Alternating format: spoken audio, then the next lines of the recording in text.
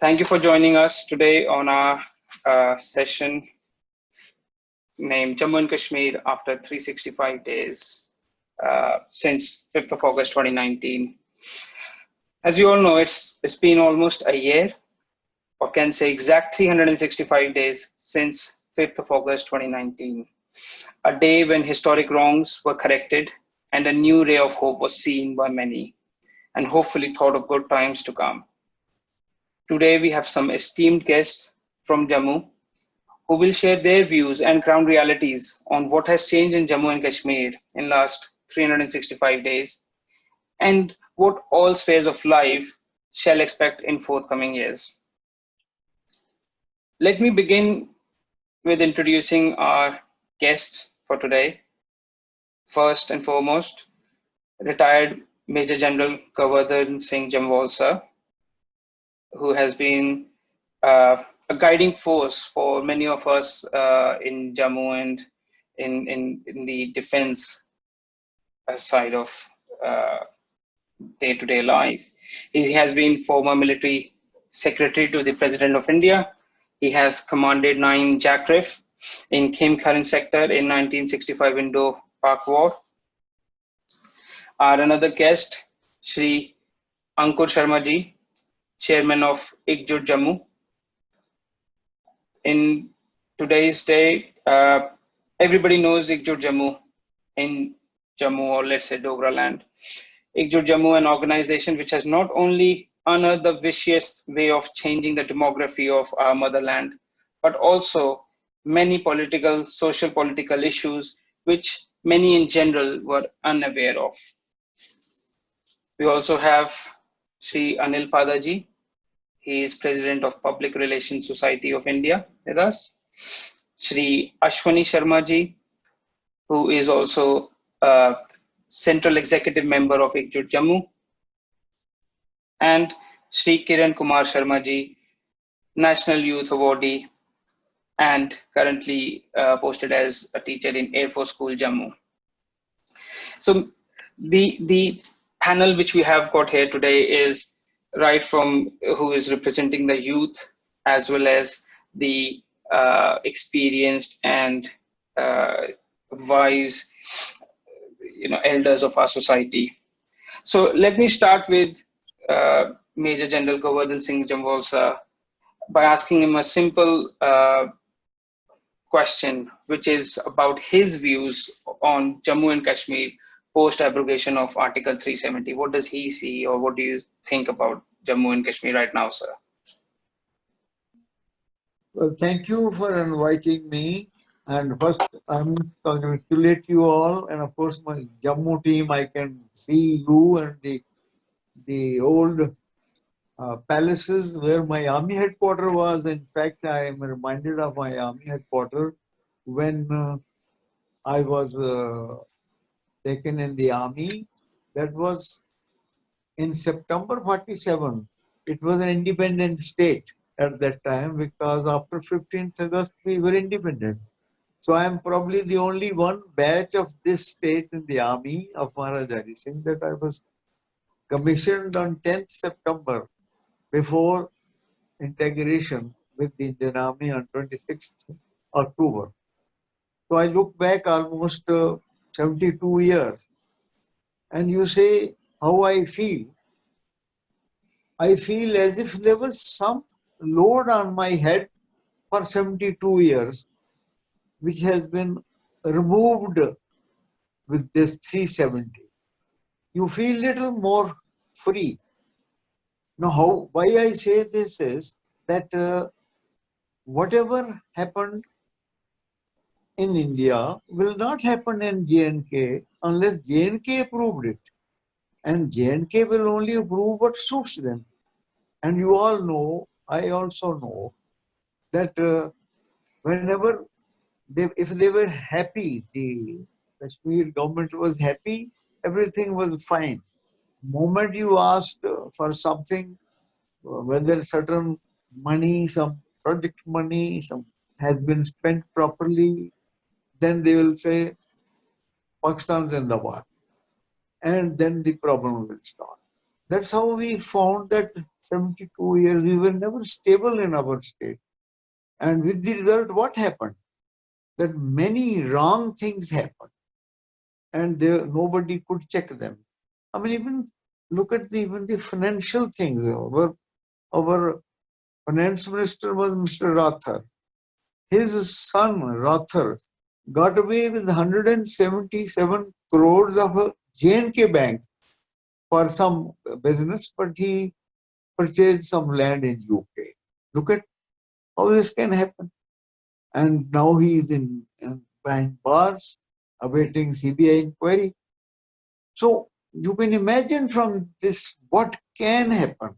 This has been happening. With the result, Jammu people had no say. Kashmiri Pandits also were in trouble. Ladakh was in trouble. And now you see Ladakhis, how happy they are. Similarly, we also feel that after this abrogation, some kind of a pressure load on us has been taken away and we feel little free. Of course, we have not yet been able to get what we wanted, but I think that it will take time. It's just 1 year. But in 1 year, what they have done? As I said, Rathar's son is behind bars. And there is another fellow cooperative man, 225 crores to a firm which is not existing for house building, gone 225 crores. He's also behind bars. And similarly, you all know, we know how many things are being found, caught, investigated. Now this will have effect, certainly. And that's where we feel relieved that where Jammu's interests were damaged. Now with this, I'm hoping, of course, it will now depend on the Jammu leadership. Jammu leadership has not come up. Why? Again, due to 370. The Kashmiris dominated. We could not reach Delhi. We had to go via Kashmir. That's why we could not even develop our industry. Where is our industry in Jammu? Nothing. Kashmir things are going all right. The fruits, their handicrafts, everything is fine. And if you know something goes wrong, the government of India is suddenly worried. But what happened in Jammu? Nobody was worried. But now I think there will be a change, and that is a change. Even the hope is a change. I feel, no doubt, Jammu leadership of all parties, they are weak. They have not been allowed to come up because they had to go through the Kashmiris, and Kashmiris would never let them come up. That's what now I feel that the Jammu leadership may take time, but it will come up, and we find some of them like our no, Ekjut will listen, Ankur, they are coming up, and we have a lot of hope that whatever has happened to us, I'll bring another case, 35A gone. I know my Gurkha fellows, they have given their best to this state. For 200 years, my regiment is 200 years older today. Amara Gulab Singh regiment, of which I am the only general, last general. They had 4 generals, Gurkhas, in our state forces. And up to 1927, there was no problem. Thereafter, of course, whenever they did well, they got even some Jagirs. And thereafter, with this no domicile, they had to leave. And now they had been fighting. I think Ankurji will know more, but I know there were 600 of them. They are feeling so happy. They didn't have the domicile certificate facility, whereas their brethren in UK they have. In UK, the Gurkhas who serve the British, they can buy land, they can stay there, but these people could not stay. They're all in Beaufort area, Gurkha Basti, and all, these Gurkha women were also allowed to join the forces, and in one of the very very serious battle in near Bunji in 1880s or so. Our whole of the force was lost, but one Gurkha woman was there. She jumped into River Indus in the cold water and swam across and went 40 kilometers, then informed that the tragedy has fallen, and out of the whole, about 1,000 people, 900 died. This is the sacrifice the Dogras have made in making this state. And this state was not made overnight and then all finished 370. They've forgotten who made the state. Now this state has been cut into two. Nobody asked us, nobody bothered about us.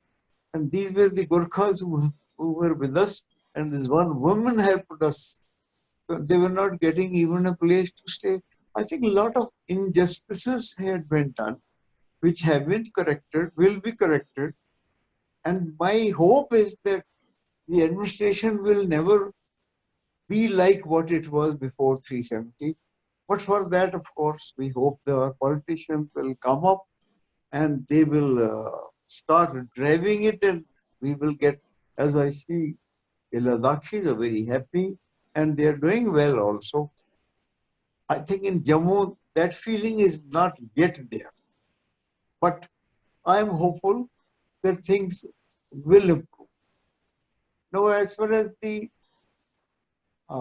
improvement, I will tell you a few things about the terrorism effect.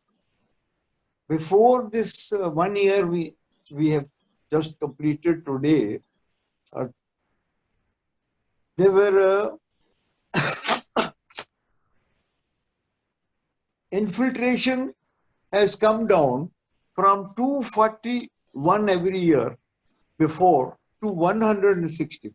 This year was only 162 against 241. So we can see the improvement, even in militancy.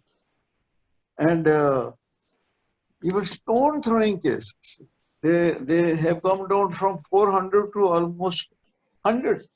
So you can see, and they're too mild.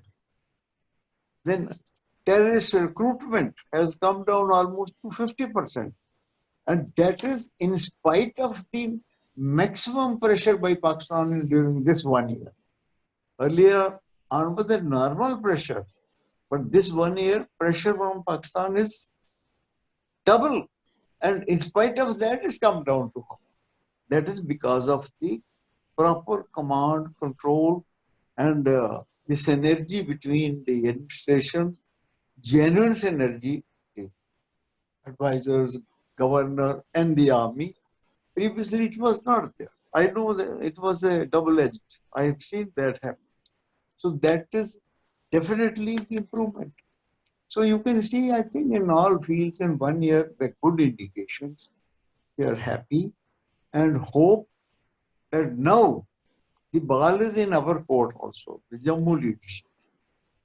I appeal to these leaders of Jammu to get together and to get the benefits, whatever are going to accrue. And there are going to be many schemes, many things, because previously scheme didn't mean anything. It had to come through Srinagar, and they would only do what suits a few, and it never reached back Jammu. Jammu got, you can see all our projects till last year even. I hope now they have started even major projects. They were all stuck. And now we are very hopeful. Things will improve. Thank you. Thank you very much, sir. You put a very good point. But first of all, I would like to thank you for taking out time for us, even though you're not feeling well. We really appreciate that. Thank you very much. And you very well said that, yes, in the past, because of the political situation of the state, we never had the opportunity to get strong leaders coming up from Jammu. And thankfully now we do have someone who is putting up a very strong ground out there, Shri Ankur Sharma ji, chairman of Ekjut Jammu. And I would like to say with Ankur ji, what has come up is that he is representing the youth. He is someone who is connected with the ground, and carries the wisdom of a wise man who can see through what is going on and put up in a very right and strong way, which is understandable by many. So I would like to call upon Ankur Sharma ji, and I will ask him a very quick question, which I think many of us from Jammu would like to ask him. Ankur ji, are you there? I'm not able to see you. Yes, thank you so much, IDS. Thank you, Vikrantji. I'm here. I'm live, up and going. Lovely. So Ankur ji, I have a question for you. As you are connected with people on ground and you are aware of the situations on the ground, as well as how people are feeling at the moment since 5th of August. So I just wanted to ask you, what do you think has changed in last 365 days in Jammu and Kashmir, and how do you see it further? Jammu is betrayed again. I mean, see, even after the abrogation of Article 370 and 35A, we see continuous perpetual slavery of Jammu, continuous institutionalized discrimination with Jammu. And the reason is very simple. With the abrogation of Article 370 and 35A, the non-secular theocratic Islamic State of J&K was legally dismantled. And on that day, when I was in London, but we issued a press release here from Jammu, press release issued by Ekjut Jammu, we had said that it is only the de jure Islamic State that has been dismantled. The de facto Islamic State is still in existence. और ये आपको वो सब चीजें नहीं करने देगी जो 370 और 35 की abrogation को, that will take things to its logical conclusion. And it really happened. And probably Delhi is again in bed with the Kashmiri hegemonic powers, and Delhi is acting against Jammu. Delhi is taking effective steps to ensure that Jammu is disempowered politically for decades to come. Now, I'll give you certain instances. After 370 and 35A, we seriously hoped that now the power center will be shifted from Srinagar back to Jammu. But the government of the day took a decision that they'll conduct delimitation on a fraud and fudged census. A census is totally in favor of Kashmir, which ultimately will ensure that power remains in the hands of the Kashmir. That is the first thing that we saw, an effective step towards political empowerment of Jammu. You talk to any leader here, you talk to a BJP leader, you talk to their official spokesperson, you talk to their ex-ministers, their office bearers, they all agree to this fact. The yes 2011 census was a fraud. But again say, but we have to get it conducted on 2011 census. Everybody knows that if you conduct it on 2011 census, Kashmir will again have a chief minister. Kashmir will have artificially inflated share of seats in the Legislative Assembly. Yeah. And if you conduct it on 2021 census, then Jammu will have its due share, a share of more number of MLAs in the Legislative Assembly, and consequently more ministers, and of course the chief minister. But that is something that BJP doesn't want probably. And therefore, even after the abrogation of 370 and 35A, they didn't do it. Second most important thing on which we have been betrayed is the land jihad or the demographic invasion of Jammu that is happening with state support. Normally, demography changing is an understandable fact. The demography of London might have changed in the last 100 years in a more scientific and a more natural manner. But the demography here of Jammu is changing in an unnatural manner at a pace which the demographic scientists say is alarming for Jammu. So demographic invasion of Jammu is an issue which is not an issue for the government, which is not an issue for BJP or Congress or NC or PDP. And it is a state-sponsored demographic invasion. They want to 100% Islamize Jammu in the coming next 30 to 35 years. And for that, they legislated laws. We have ample proof in public domain to suggest that this demographic change of Jammu, this killing of Jammu, this laceration of Jammu, this destruction of Jammu is state-sponsored, and many political parties and all state instrumentalities are actively involved. I mean, we had laws. We challenged those laws. Data came through, various modes in courts, which clearly establishes that Jammu's demography is being changed and Muslims are being settled on the state lands of Jammu using legislative measures, executive measures. But it is not an issue for the current dispensation. So 370 and 35 years abrogation, again, it is the old order, the old system which is calling the shots. Unfortunately, nothing has changed for Jammu, even after the abrogation of 370 and 35A, which was very important Article 370 and 35A, Jammu fought against it. Its abrogation was very important. But again, Jammu's disempowerment is nowhere. Jammu's empowerment, political empowerment, is nowhere in sight. Again, we had hoped that before 370 and 35A's abrogation, Jammu and Kashmir was 100% an Islamic state. An Islamic state means, I don't want to suggest that this is a Muslim majority state, so therefore I'm referring it to as an Islamic state. State is an abstraction. You have to distinguish state and nation, and in political context, I'm using this terminology of the word state. State as a political entity, a non-secular theocratic Islamic state. So before 370-35A, it was 100% non-secular Islamic state. And we always fought. We fought in the Supreme Court also for grant of minority status and minority benefits to the minorities of Jammu and Kashmir. Minorities in Jammu and Kashmir are Hindus, Sikhs, Buddhists, Jains, Christians. From the last more than 70 years, Muslims are being illegally given benefits of all minority related schemes. Not only this, the protection available under Article 29 and 30, which should have otherwise been available to non-Muslims, is being given to Muslims of Jammu and Kashmir. So the fundamental rights of non-Muslims of Jammu and Kashmir are being violated even after the abrogation of 370 and 35A unabatedly. And this is happening after the passage of the judgment dated 12th March 2018 by the Honorable Supreme Court of India, where I went through a public interest litigation mode, won the case in 2 years and got a judgment in our favor. Still, the old order is calling the shots. And the Prime Minister of the country, he is implementing nearly 15 schemes from Prime Minister's office. Prime Minister's 15-point program for minorities. And in his scheme of things, the implementation guidelines, the guidelines which are statutory in nature, have the backing of the law. Clause 7B of those implementation guidelines, which have been issued by the Prime Minister's office, Clause 7B says, in Jammu and Kashmir, since Muslims are majority, therefore they will not get minority related benefits or benefits of these 15 schemes. The exact language is, in those states where a national minority is a majority, in that state, that minority will not get minority benefits.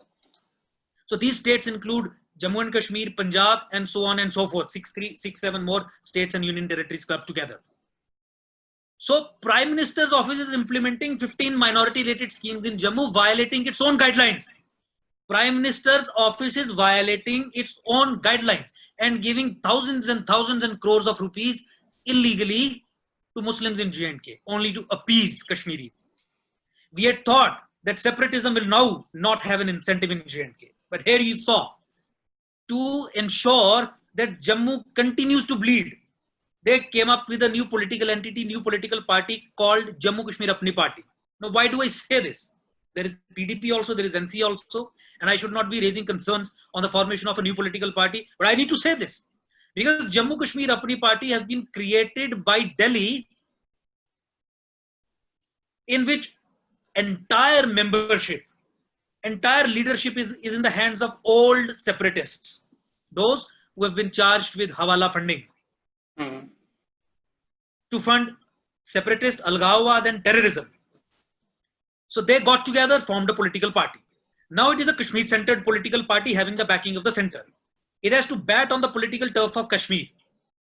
So when it has to bat on the political turf of Kashmir, obviously it has to be more anti-India and more pro-separatist than PDP and NC were.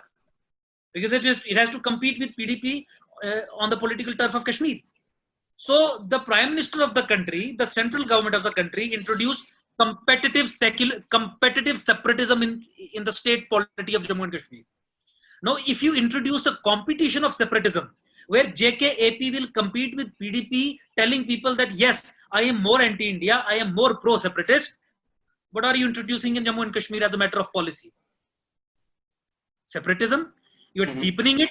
When separatism is deepened in the state of, or the UT of Jammu and Kashmir, Jammu further gets disempowered. And when this separatism has a backing of the central government from the highest level, I don't think Jammu will figure anywhere. And therefore, they took a decision that to hand over power to Jammu Kashmir Apni Party, coupled with other cronies, they'll conduct delimitation on fudged census. They do not want to give power to Jammu. What could be a bigger evidence of this fact that they do not want to hand over power to Jammu in a legitimate manner, then seeing to it that they're conducting delimitation on a fraud and fudge census, which is going to benefit Kashmir. So even after the abrogation of 370 and 35A, I think the situation is dismal as far as Jammu is concerned. Effective steps have been taken not to take abrogation to its logical conclusion, but to disempower Jammu to an extent where it cannot even breathe.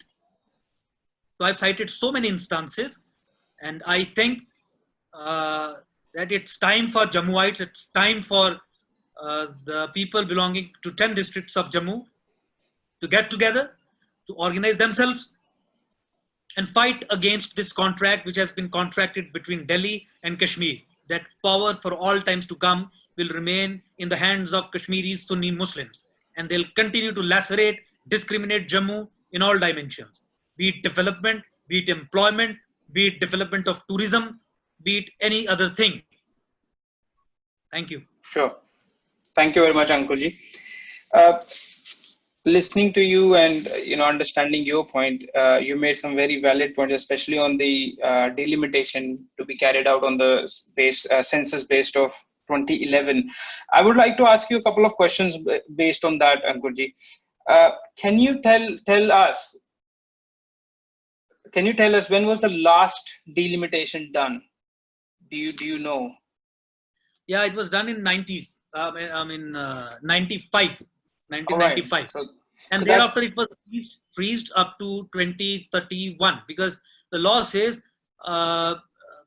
in fact 2035, because the law says that the new delimitation will be done only after the census of 2026. So censuses are conducted like 2011, 2021, 2031, every 10 years in this format. So after 26 means after the census of 2031, and 2031 census will end and get published only in 2032 end or 2033 beginning. So till 2033, 2034, delimitation had been frozen by an illegal act of the State Legislative Assembly of Jammu and Kashmir, in which BJP was also a party, along with other NC, PDP and more political parties, because that was a unanimous decision of the Legislative Assembly. They voted in favor of this freeze. So with the coming into force of the Reorganization Act, now they had a chance to get it conducted on the latest census. Because 2011 census, we also presented a report, Ekjut Jammu also presented a report through which it proved that 2011 census was a fraud. And not only we proved, BJP also acknowledged through its official spokesperson writing articles in daily national newspapers, its ex-deputy CMs giving interviews, giving official statements, accepting that 2011 census was a fraud and a fudge census. Where is the need of conducting delimitation on 2011 census when it is ultimately going to give power back to the Kashmiris and in an illegal manner? The number of voters, number of the population, everything has been, artificially deflated as far as Jammu is concerned, and artificially inflated as far as Kashmir is concerned. Population under the Delimitation Act is the basic criteria on the basis of which it will be decided how many seats go to which region.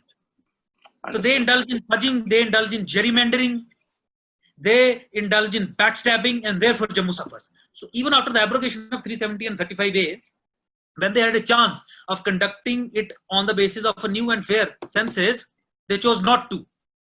They again chose 2011, and 2021 census is underway, and elections are nowhere in sight. 1.5 saal tak elections are not going to happen. So this could have been done conveniently. Basic issue is कि आप democracy की आधारशिला को क्या झूठ पे रखोगे? झूठी गिनती पे, झूठे सेंसस पे, फ्रॉड और फज्ड सेंसस के आधार पे आप यहां पे डेमोक्रेसी की नींव रखोगे? That is an issue. Very logical point, I think.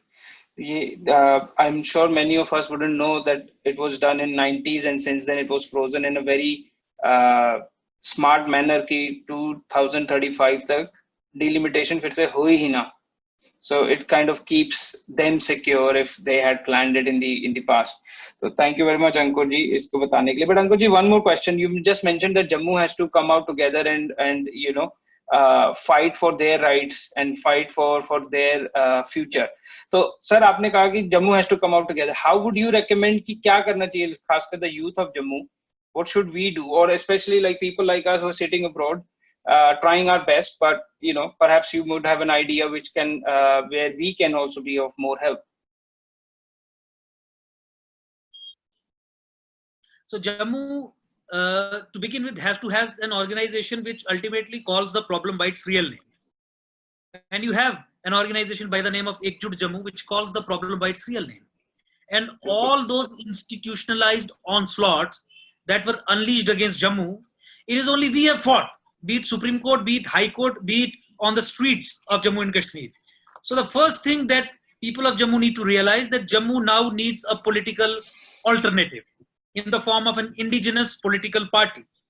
And we from Ekjut Jammu are in the very advanced stages of converting ourselves into a political party. We have initiated the process. We have our offices and our teams constituted in every district of Jammu province. We have 10 districts in Jammu province, and Ekjut Jammu's office is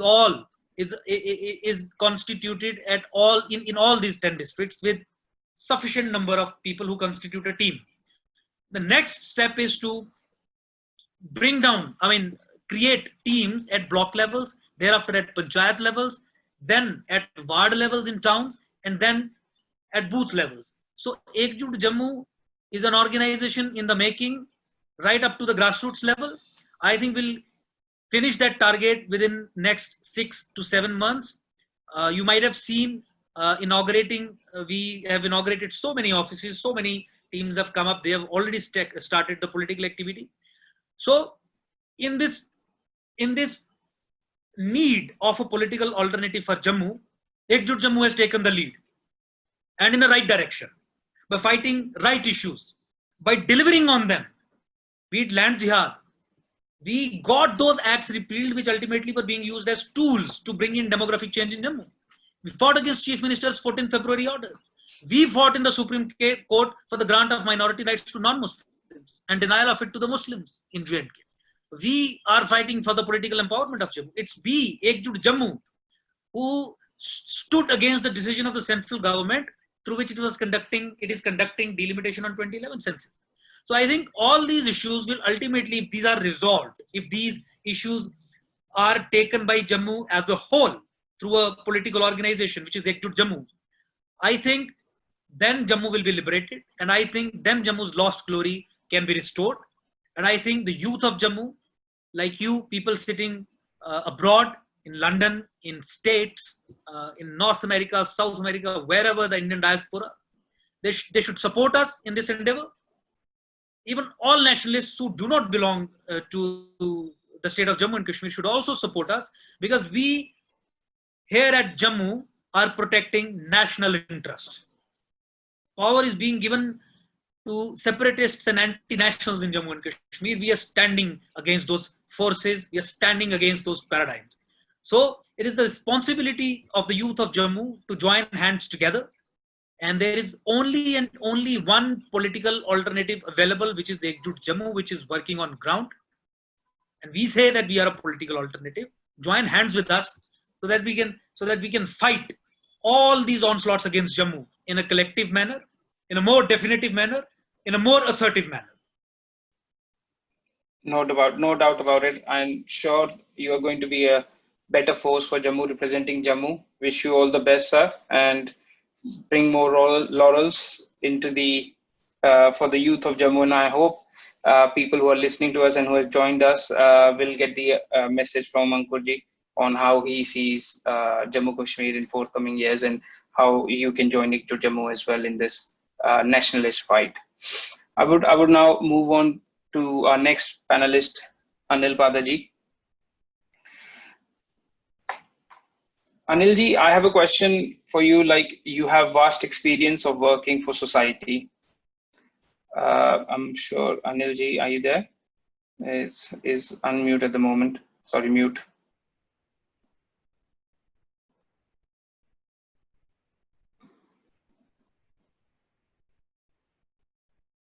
Anilji, can you unmute yourself, please?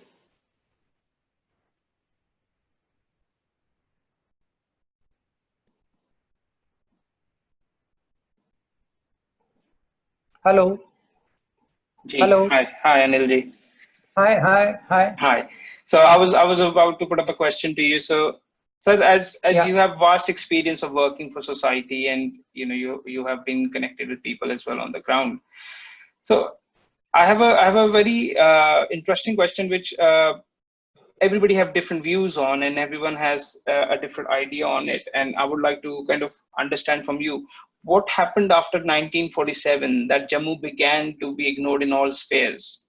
Was it because of the governments of the time? Was it because the Jammu has always been a nationalist kind of people, whereas the other side always have been on a threatening / demanding uh, ideology? What do you think has caused us to be on the back foot all the time? What are your views on it? At the very outset, I would like to first of all congratulate your team, International Thank Dogra you. Society, for having organized this webinar and invited us to share our views. To begin with, I would love to say that to me, at the age of 60 years, it's a big day, it's a great day.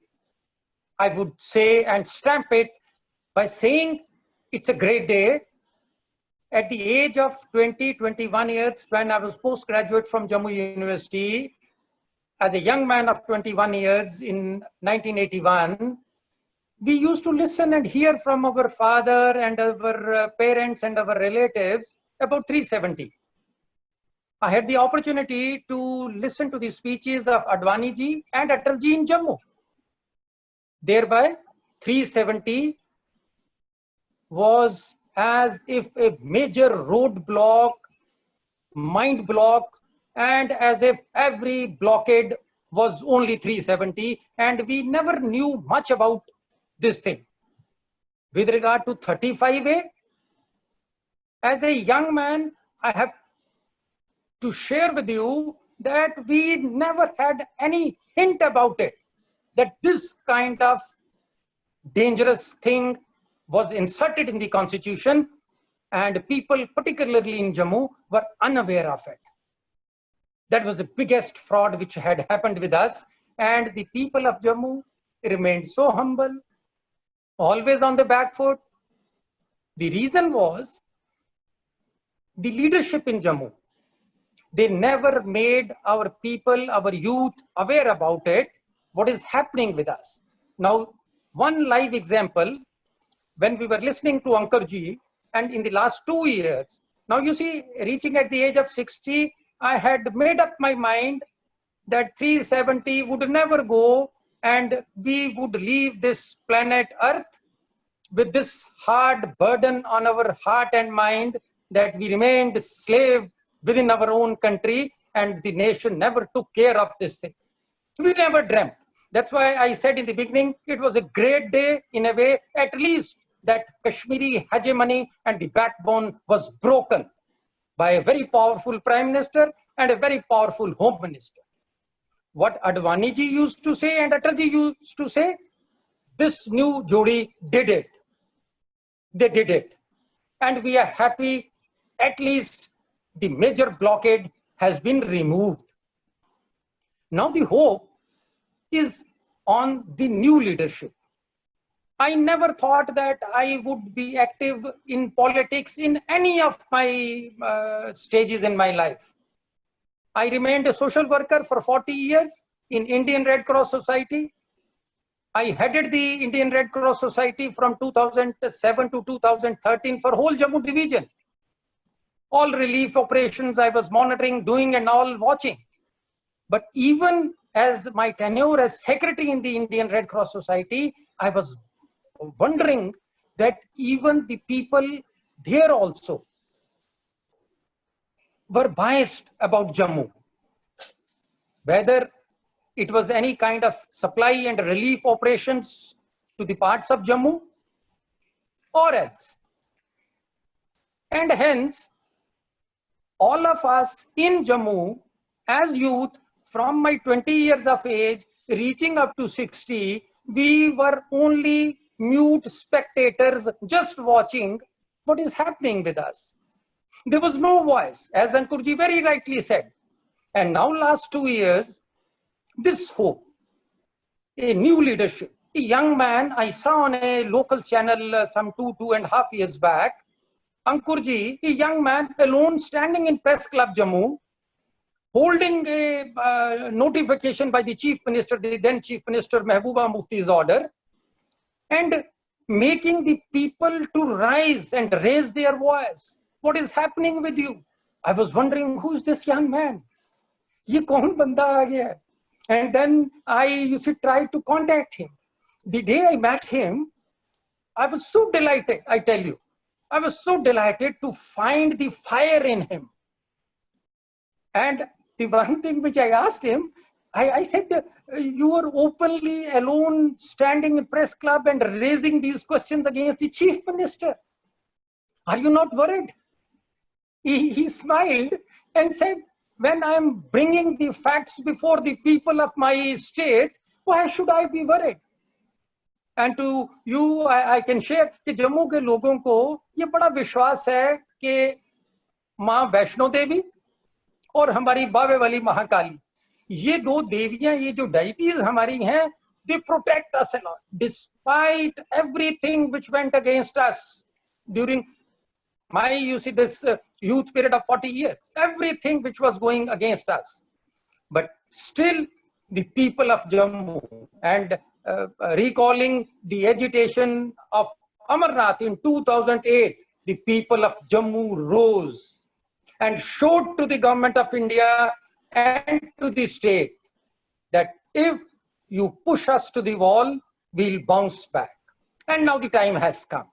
And under this new leadership, Ekjut Jammu, where the slogan is also very humble and simple, जागो और जगाओ, जम्मू वासियों एकजुट हो जाओ.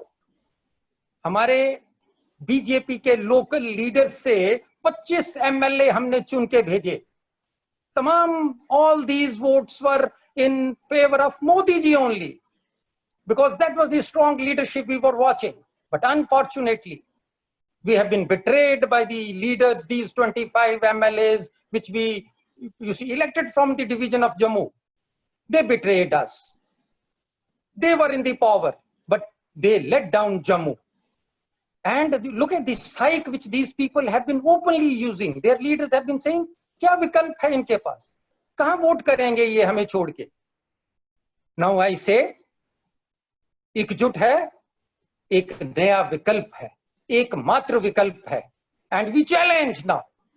And my commitment to the remaining part of my life, that people of Jammu, we would knock every door in Jammu division, in all the 10 districts of Jammu. हम जागे रहेंगे और जगाते रहेंगे जम्मू के लोगों को कि आपको अपने हक की लड़ाई लड़नी पड़ेगी. अंकुर जी ने सुप्रीम कोर्ट से, he got an order in favor of the minorities, which is for the benefit of minorities like Jains, Bodhs, Sikhs, Hindus and all, everybody. The Supreme Court order says that these people need to be benefited.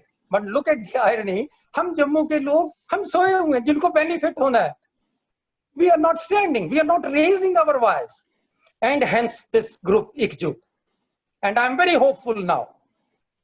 Major General Saab now at a very vague end of his life, but he was so kind to be a part of this program. उन्होंने भी वो 47 और यहाँ तक का सारा दौर देखा. He has seen everything. And he's such a legendary man available to us, whose blessings and whose guidance and whose lot of, you see, writings are available with us. But now the whole spirit and fire is in the new generation. And I think Ankurji has spoken. 2 more speakers, which I very appreciately am watching to listen to them also, because these youth for which I am now waiting, that my 40 years of social activism and my work for this place would be extended to these new generation people, and we would fight it tooth and nail and take the share which Jammu deserves. We'll raise our voice, rise to the occasion and fight it back. That's what my you see feeling for this day, 5th August, because I recall last year, this was on 13th or 17th of July, the last seminar which Ekjut did I was also a participant in that. I was also invited to say my few words. And I'm so delighted that in my that opening remarks, I said, ये धारा तो अब टूटने वाली है, एक धक्का जोर से दो, इस धारा को तोड़ दो। अंकुर जी को मिलने के बाद ऐसा जोश मन में आता था कि अब ये शायद हो जाएगा, this is possible. And I was so delighted in that last year on 5th August, when this news broke, I was wondering, and I was so happy that I was part of that program which Ekjut had organized, and my small contribution in terms of my few words of motivation to these people of Jammu became a history today. So we look forward for a bigger hope and a new Jammu to come up. But to the people of Jammu, the Dogra fighters, and I think the 100 years of Dogra regime needs to be brought in the front. How our these Dogra emperors have given a beautiful, 100 years of that regime to the people, irrespective of the caste, creed, color, and religion. But after that, these 3 years have been very bad, particularly to the people of Jammu. And with these remarks, I wish you all the very best, and I'm grateful that this International Dogra Society sitting in London have been organizing these kind of programs. My all good wishes to you also, and with a hope that Jammu would rise to this occasion. Thank you very much, Anilji. Thank you very much for your kind words. And it has been an initiative by International Dogra Society and the fellow Dogras who are in the UK and US, or let's say outside India. It's been an initiative to wake up. जैसा आपने कहा, जागो और जगाओ. It's हमारा भी एक cause जो है वो भी एक छोटे level पर ही सही. This is exactly what we are trying to do as well. कि not as a politically anything. It's just कि culturally भी आज के youth जो आज की generation है वो disconnected है. बहुत सी ज़्यादा लोग हैं those who do not even understand what is Dogra history, what is Dogra culture. हमारे Dogra emperors कैसे state बनी. अभी आधों को तो ये भी नहीं पता कि हमारी state जो Dogra princely state of Jammu and Kashmir जिसे हम कहते हैं, वो अभी हमारे पास है ही नहीं. Half of it is some of it is with Pakistan, some of it is with China. कुछ हम जो तिब्बत तक थे.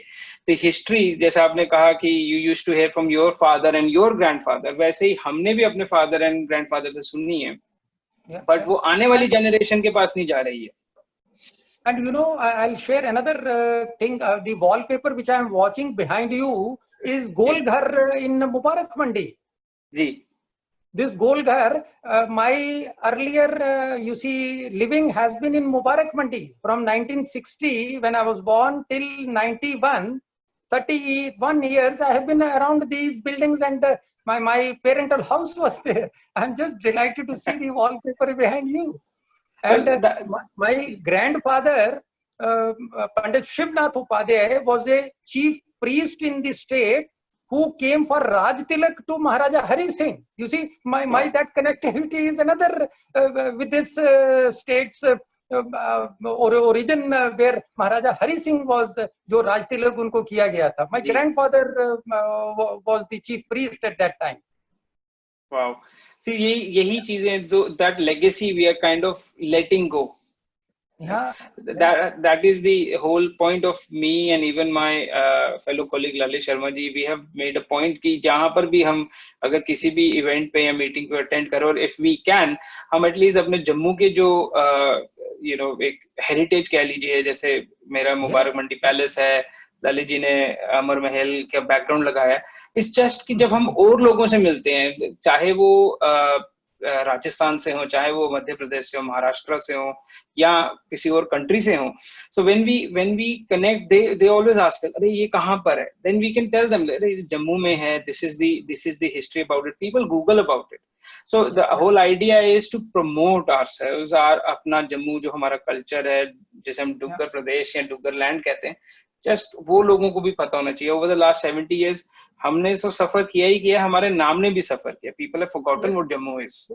तो ये अभी एक छोटा सा इनिशिएटिव है to bring it back on to the front page. All good wishes to you. All good wishes. Thank you so much. Thank you very much, sir. I will now move on to our next panelist, Kiranji. If Kiranji can unmute himself as well, please. Good evening, everyone, and good afternoon in London. Good afternoon, good evening. Yeah, we can hear you fine. Thank you, Vikrantji, and thank you, Lalitji, for taking this wonderful initiative. And while I'm seeing that you are sitting in London and you are so much connecting to the roots and promoting the Dogra cause, so hats off to you people.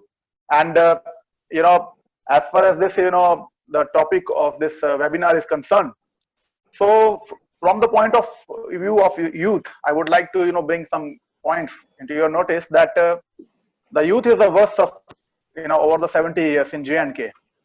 Yeah. We're talking about the Kashmir. So this politics, they have destroyed the future of the youth. And after 90s, we have seen that there was a disaster in Kashmir, and or if you're talking about our civilization in Kashmir, it suffers a lot. And after that, it's the Dogras of Jammu as well. So being it, I have faced lots of problems since I am connecting to the social causes, and I've read some videos.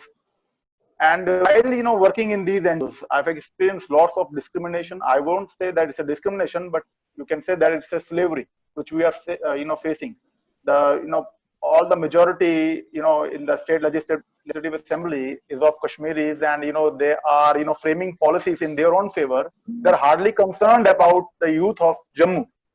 And as a result, there is lots of unemployment. And recently, you have seen that Ankurji has exposed the J&K bank scam, and they have even present the talking conversation of Satyapal Malik and top official of the J&K bank, wherein they are admitting that BJP has cancelled that list because 70% of youth selected in J&K bank, and there was only 30% of Kashmiris. So it was a discrimination with the Kashmiris. So it was so unfortunate, because we witnessed that over the years when there was NC and Congress government or government, so 80% of the recruitment was from Kashmir. So if it comes to Jammu and 70% youth elected in J&K, from that their test has been conducted by the All India Agenda. So there is no point, you can have any discrimination or thing. Jammu always suffer, and Jammu is always suffer. And one thing we were experiencing that after because I have worked for the state youth policy of J&K, we met Governor Saab, for 5 times, and the file goes to the CM office and it reaches to the chief secretary and the ministers. So we worked a lot and draft a policy, reading the other state policies on the youth. So the state which have any youth policy, what they will do for the youth? The first question arises. And we hope that Article 35 and this 30. So we were hopeful that national youth policy would be implemented directly in the state. But still there is no, all is in vain. We got nothing. And we are witnessing day by day, the government is, the whole focus of the central government is on Kashmir. It is very, disheartening from the nationalist people of, Jammu, that they are, all the nationalist sentiments, and they're taking care of the, government laws and everything. But why they are sided with the anti-national people who are, having ISIS flag and, Pakistani flags in their hand? So this is what, feel, disheartened. And, as a, social activist, I would say that we had lot of expectation. I said that the 5th August 2019 was a well begun but half done, because still from the backdoor side, they are trying to recover from the damage which they have done to the Kashmir. They are giving all possible opportunity to the the Kashmiri youth, so that they can build on their feet, and youth is still is not getting any benefit from that. So this is little disheartening from this Article 35A and application 370. It's had not done well for the youth of J&K.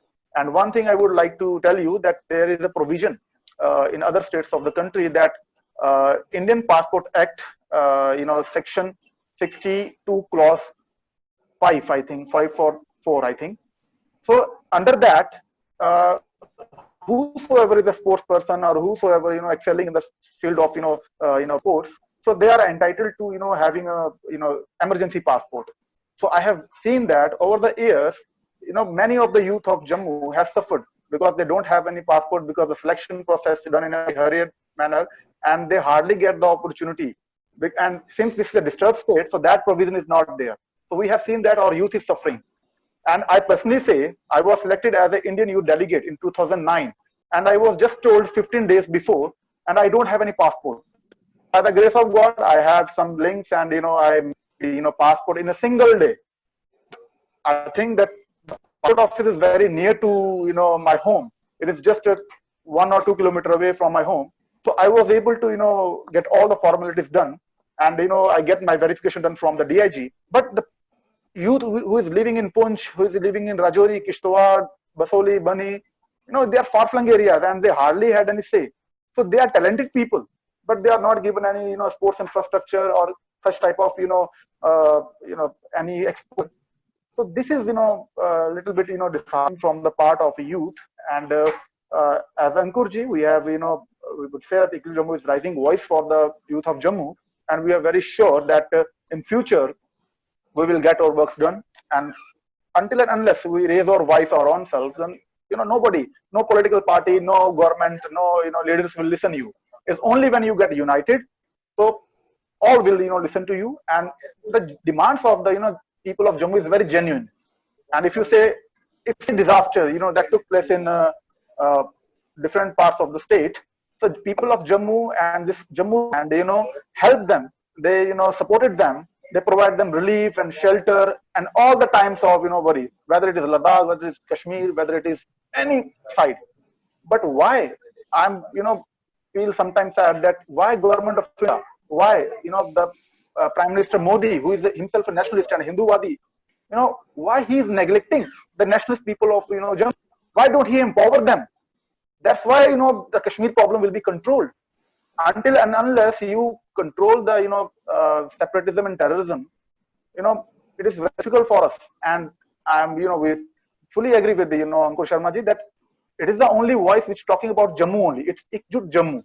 So that is its clear aim is that to empower the people of Jammu, to bring power center from Kashmir to Jammu.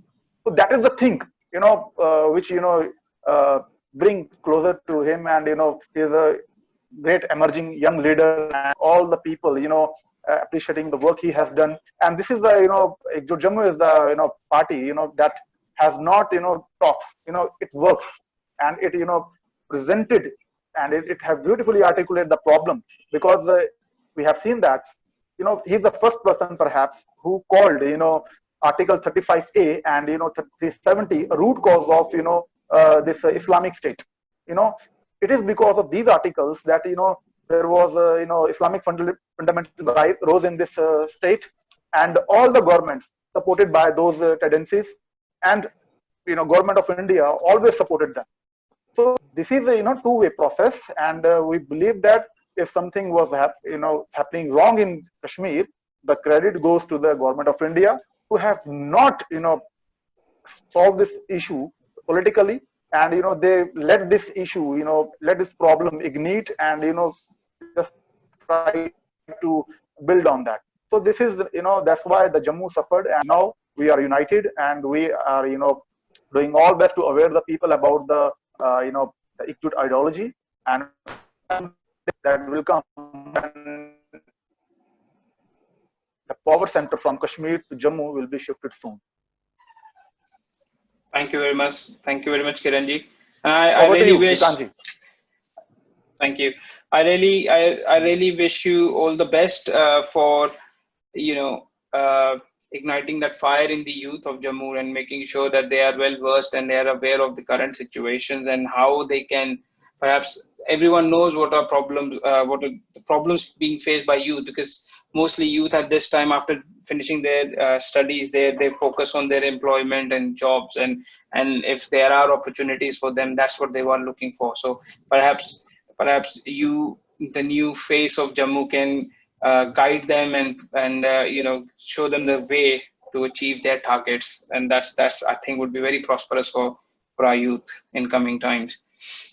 So thank you very much.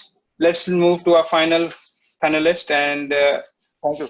our panelist in waiting, Shri Ashwini Sharma ji. Sir, if you can unmute yourself. Hi, am I audible? Yes, you are. Okay. Hello, So, sir. hi, how are you? Very well.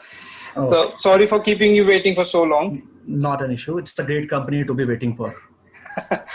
Great, thank you. I would like to put up a very general point in front of you, and you can give us an overview on it.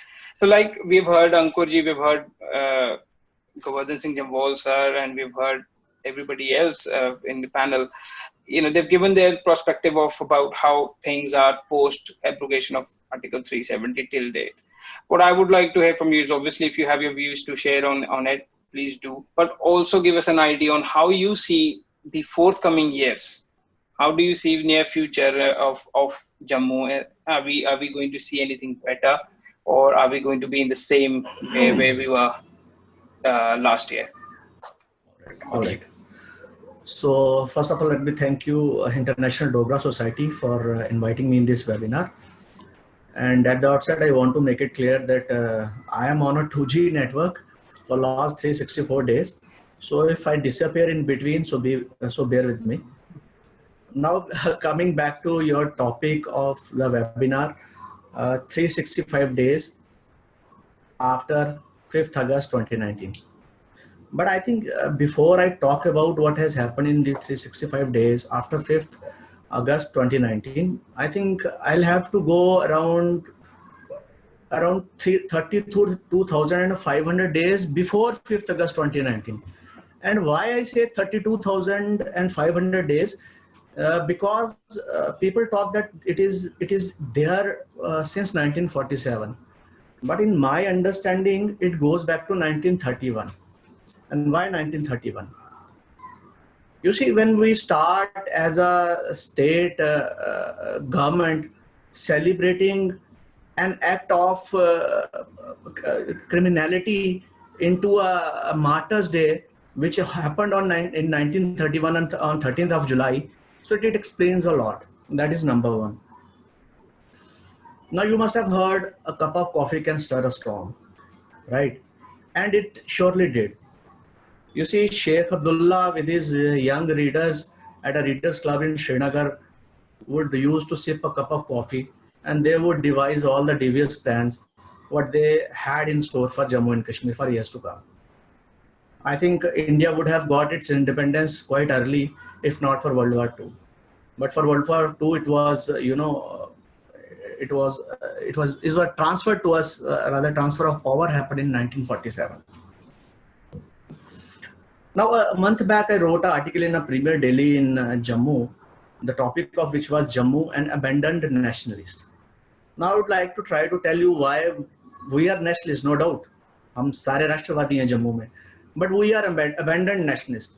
यानी तिरस्कृत राष्ट्रवादी हैं हम, यानी वो राष्ट्रवादी हैं जिनका कोई value नहीं है किसी भी नेशनल नैरेटिव में या किसी भी नेशनल चर्चा में हमारी कोई वैल्यू नहीं है. You know, on a fine day in May 1949, there was a discussion going on the state nomenclature, new nomenclature which had to be, adopted in Jammu and Kashmir, and that was during the debates of the Constituent Assembly. And as I said, that whatever they had on a cup of coffee, their devious plans, they introduced that on the tables of the Constituent Assembly.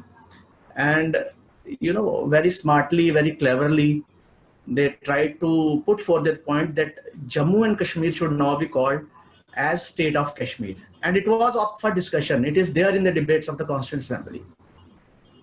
And I must tell you, if not for Professor K.T. Shah of Bihar and Pandit Lakshmikant Mitra of West Bengal, this nomenclature would have been, changed in the official parlance of Indian polity. We would have been called state of Kashmir, right from Lakhanpur to Ladakh. So that was the first instance where they started to, play with the words which they wanted to insert in the constitution. That's number one. Then they had other things in their kitty. And finally, on 17th October 1949, Article 370 was incorporated in the Constitution of India. After that, then 1951 elections happened for Constituent Assembly of Jammu and Kashmir. And you must be aware that all the seats went to National Conference. And if that was not all right, then they introduced Article 35 in 1954, that too retrospectively. So, which means that it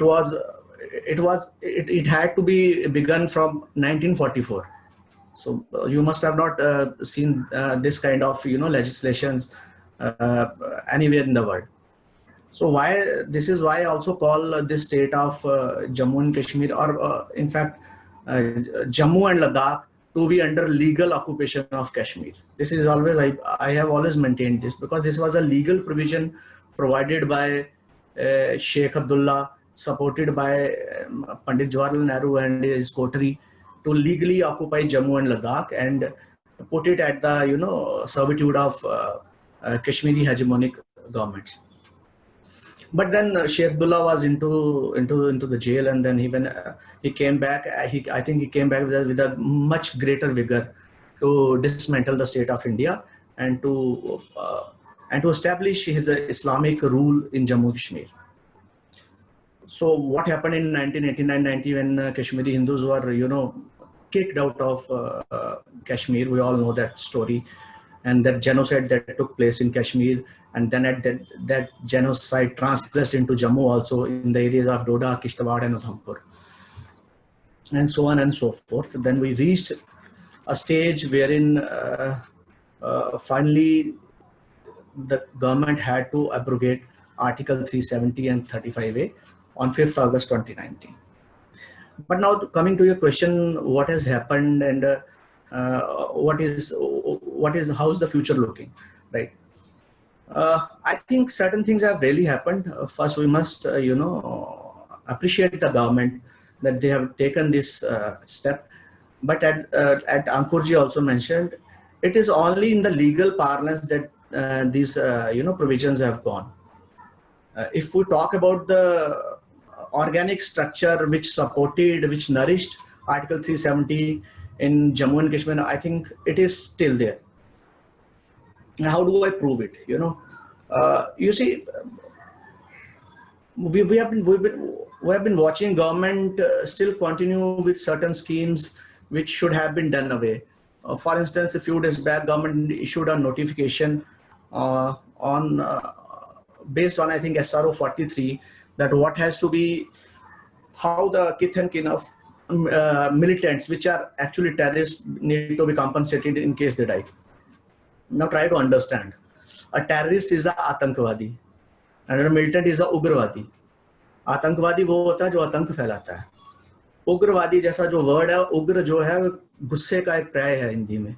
उग्र होना, गुस्सा आना. किस बात पे गुस्सा? कि किसी they do not agree with the political setup or political dispensation of the day, and they have a point to make. But we all know that we have proved through our seminars also, Article 370 was a tool to fan separatism into the mainstream polity of India. And it was not, and still it is not a political battle which is being played. It is no, it is not a political battle. It is a jihad which is going on, right? And jihad continues whether you have Article 370 or not. If you see the history of jihad coming from Persia and Mesopotamia and all other places, they did not have any Article 370, but still they prevailed there.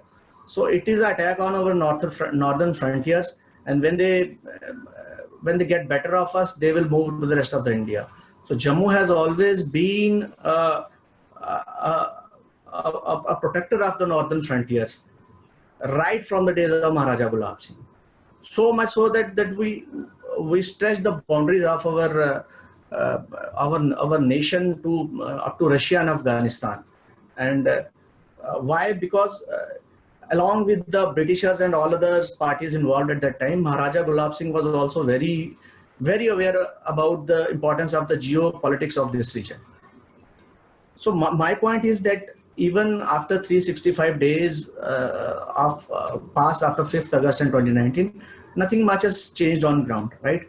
If you see the narrative which is going on from the government side also, what they're using on social media also is their hashtags are Naya Kashmir. Where is Naya Jammu? As earlier speakers also mentioned, if they really want to empower Jammu politically, why cannot they have the census based on 2021 census? Why cannot have the delimitation based on 2021 census? Why they are hell-bent on using the 2011 census, which is fudged, which is a paper genocide? The population of Jammu has been eroded in that census. It is everyone, anybody can openly scrutinize that census. Still they are, very much interested in going through that route only. But yes, certain central laws have got sneaked in. But as I already said, we have some political and bureaucratic mercenaries working into our systems. Politicians still come and go, but the bureaucracy is still there. So until and unless you do not break their, whatever tentacles they have spread into the administration, you will not be able to bring forth all the benefits which can be bring forward after application of Article 370. There is demographic assault on Jammu, which is still continuing. It's still not gone. You still see a lot many cases, of occupying the forest and occupying illegally the river beds in Jammu. They're still going on with impunity. So my expectation of government is that they have to do a lot more. They can begin with bringing a white paper on all the funds that has been given to Jammu and Kashmir and Ladakh in last 72 years. We can always, find out how much we got and how much Kashmir got and how much Ladakh got. And, again, another point on a very lighter note I want to bring in that still chemistry was not my favorite subject, but and I did not know how to equate the which items to bring this side on the left side on the right side.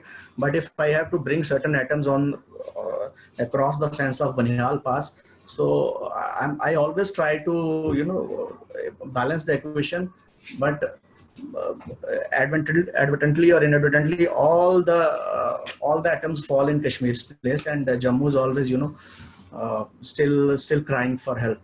But I think the days of crying are also over. We at Jammu are trying to bring a change, and change has to be brought when you have that political power in your hands.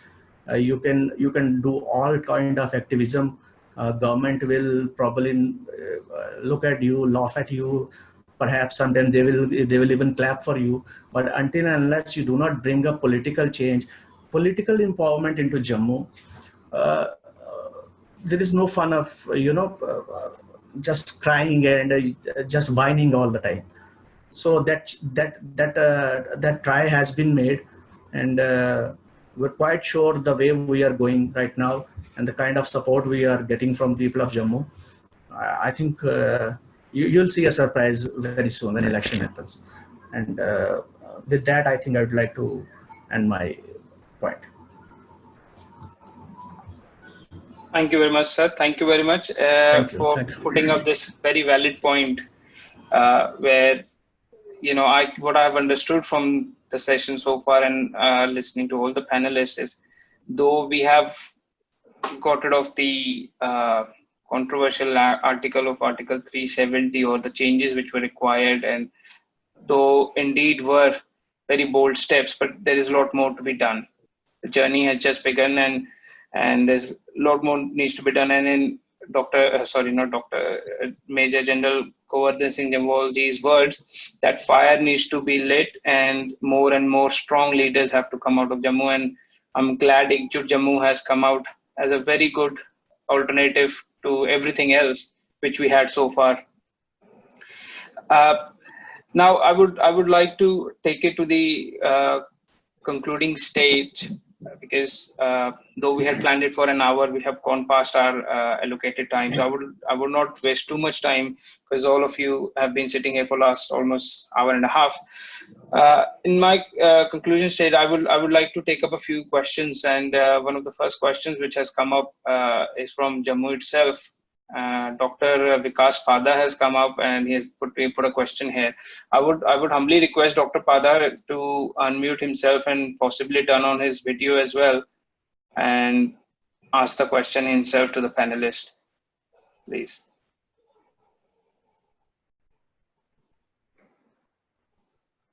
Dr. Pada, are you there?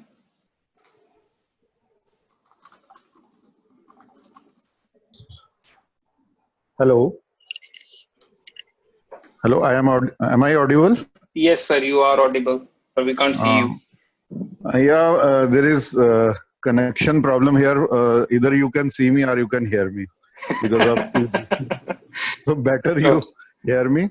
So my question is, I want to ask all panelists regarding their stand on separate statehood for Jammu or separate UT.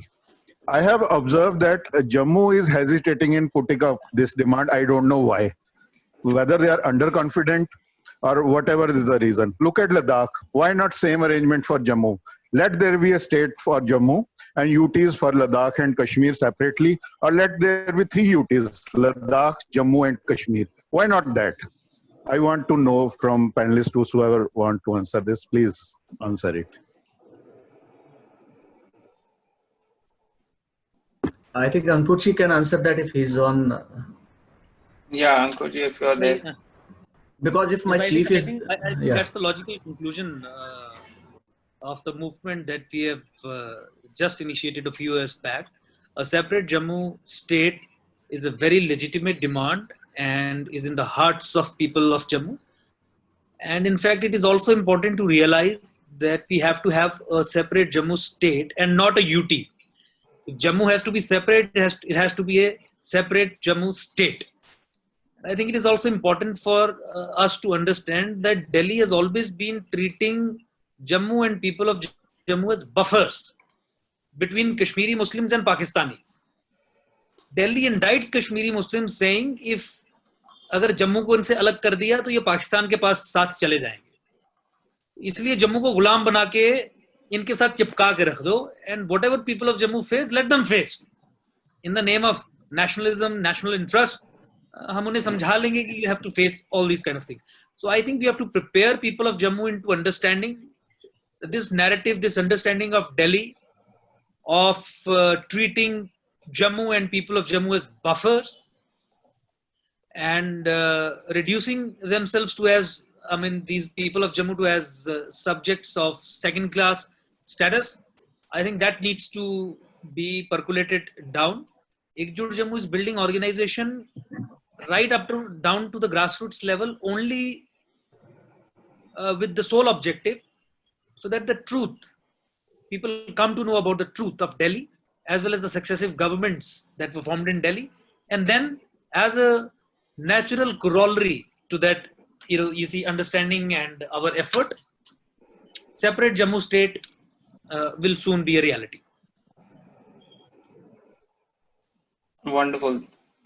Thank you very much, Ankur sir. Thank you very much, Dr. Pada, for asking a very valid question. I have one more question as a text coming through, Ankur sir, and perhaps you can help in answering that.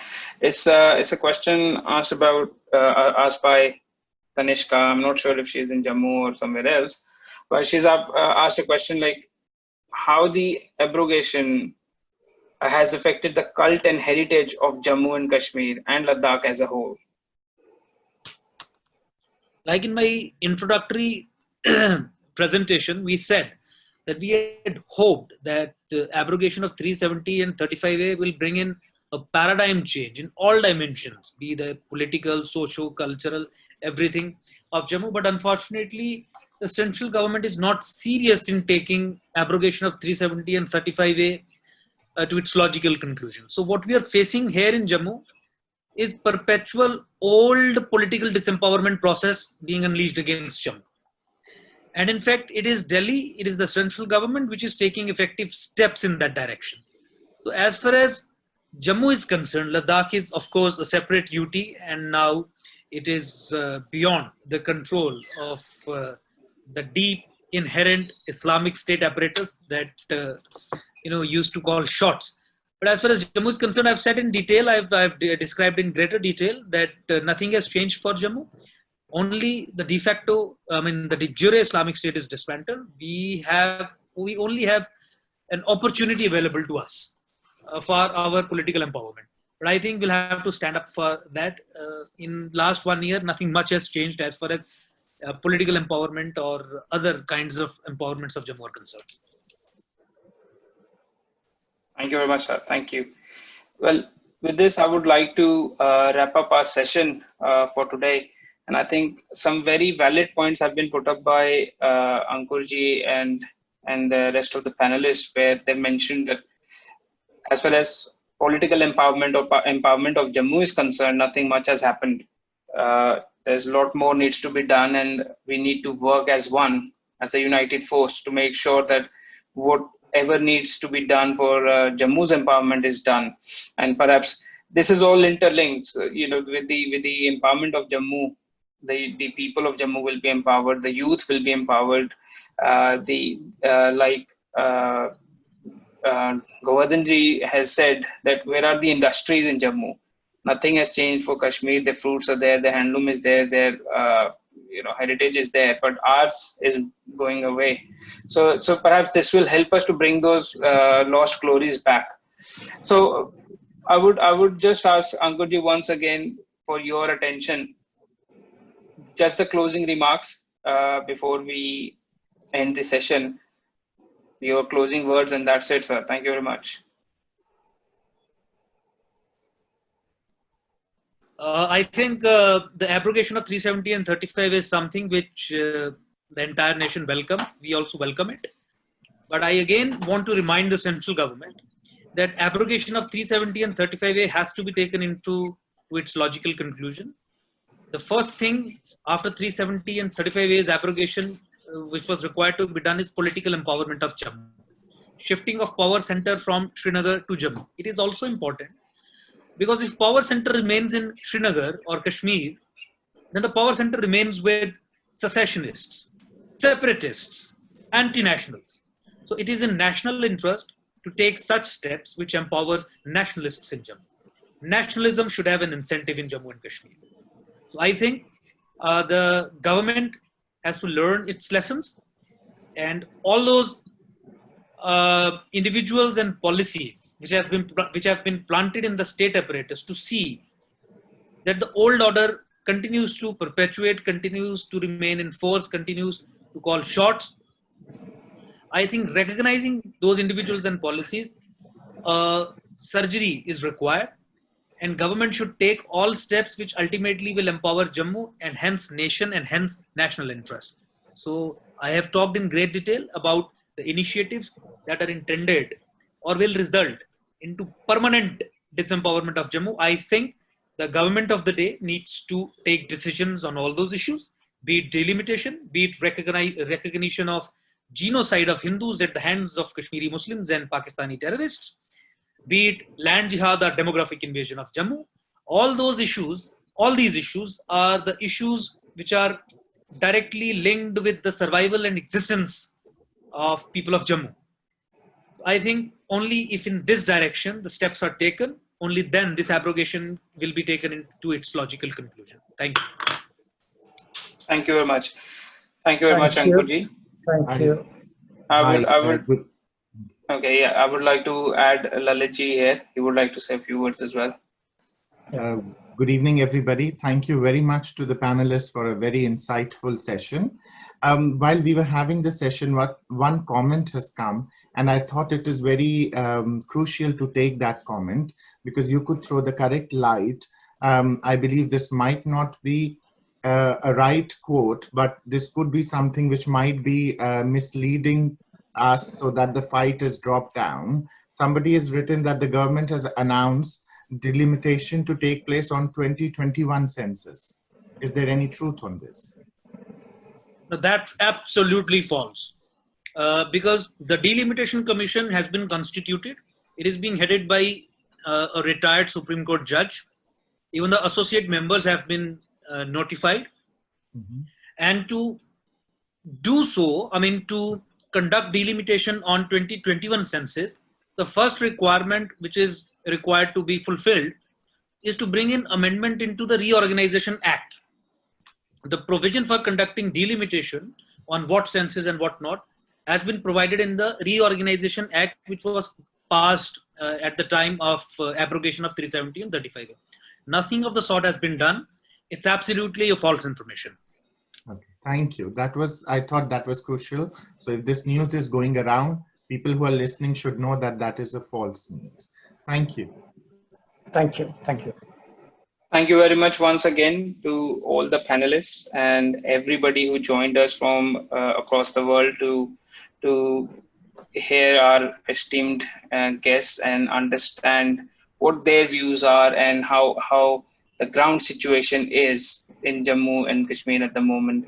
And perhaps this is definitely a good time for all of us in Jammu to unite and perhaps be a part of this wave which is coming up, I would say, called Ekjut Jammu, and everyone should be if they feel to be connected and they want to be empowered, I believe that's the right way forward. Though I'm not associated with any political party, and IDS International Dogra Society is nothing to do with politics. It's just a socio-cultural organization. But I think sitting far away from the motherland and listening to people from various spheres of life and understanding how on daily basis they're fighting for their cause, I believe it's very important for us to make the right decisions and pick the right choices. And to me, like Anil sir said, कि अब alternative आ गया है और वो बहुत strong alternative है. So let's make sure we are all connected and we are united and make us a strong force जिसको चाहे वो central government हो या state government हो या वो bureaucracy हो या कोई और हो, they cannot ignore us. We cannot be second class citizens, as Ankur sir said. Yes. And we are not. Definitely we are not.